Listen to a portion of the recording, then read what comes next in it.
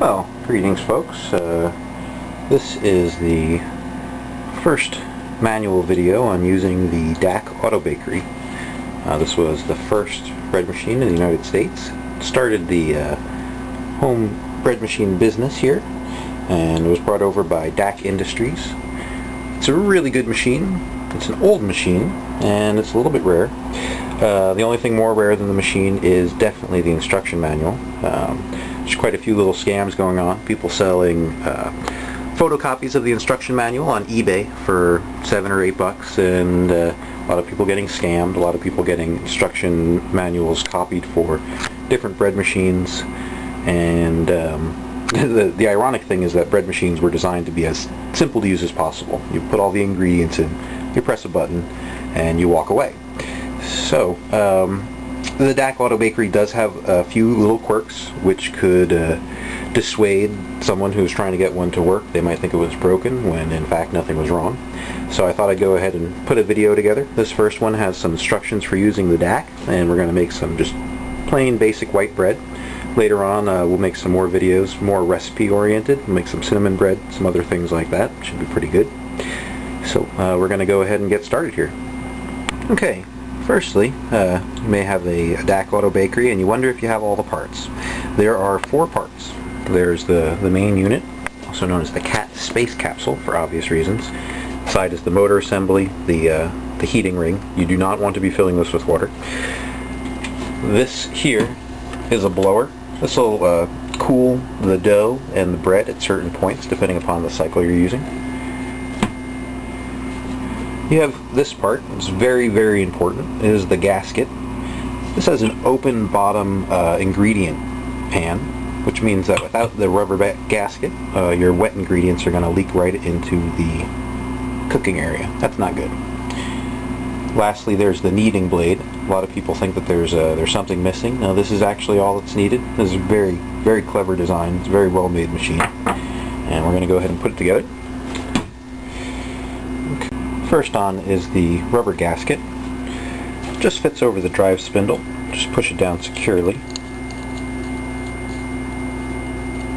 There we go.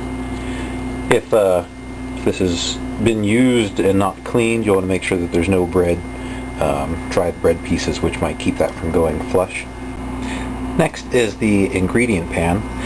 There's one part along this edge which is flatter, as you can probably see there.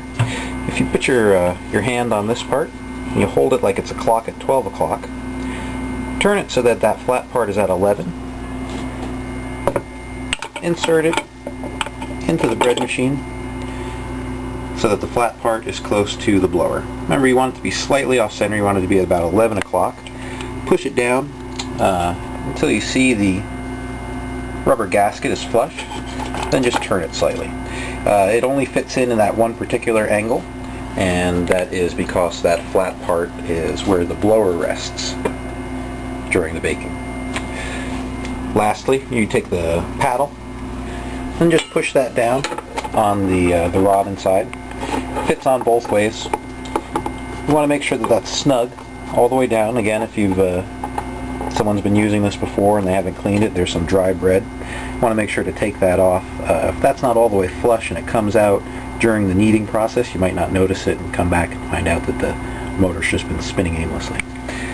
Go ahead and close that all up, and that is it. Those are all the pieces, and that's how you put them together. You can hit time of day to set your time of the day. This is important if you're going to be using the timer feature.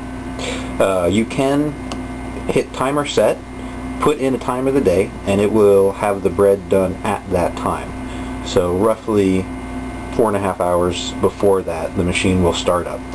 So you can, if you want, put all the ingredients in, set the timer, walk away, and then have it programmed so that in the morning you have a loaf of bread waiting. It is a little noisy, so if you sleep close to the kitchen, it might act as more of an alarm clock. But it can be very nice.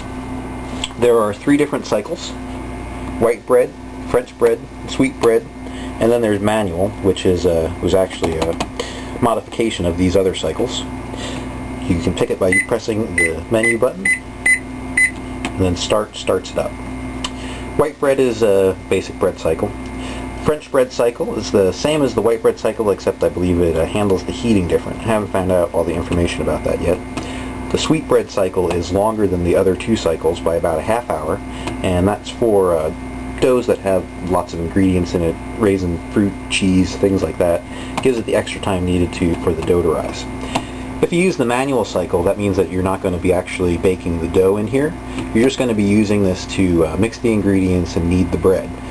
This is especially good if you're going to be making some breads which either have folding or rolling required. You can use this for the hard part of the kneading the bread. Make sure it's all combined really well. You can take it out and then prepare it as needed in your oven. The time lengths on these is white bread and French bread are both 4 hours and 40 minutes. Sweet bread is 5 hours. I know it seems like a long time, and it kind of is. What this machine does, and it's what often throws people off, is the first thing it does is it mixes the ingredients. Then the ingredients are let to sit for a period of time. Then the dough is kneaded by the machine a second time before the fermentation phase starts, where the yeast is given time to rise. After the fermentation phase, it goes into the baking phase. When the baking phase is done, there's a beep, and it then goes into a cooling period where the blower blows, cools down the metal container inside containing the bread and the bread itself. A lot of people like to take the bread out as soon as it gets to the cooling phase, because often you'll get some condensation on the sides of the bread if you leave it in there the entire time. Just a little bit of water. It doesn't make the bread soggy or anything, just some people find it unpleasant. So if you're having problems with that because of the humidity in your area, just pull out the bread as soon as it's done with the baking cycle.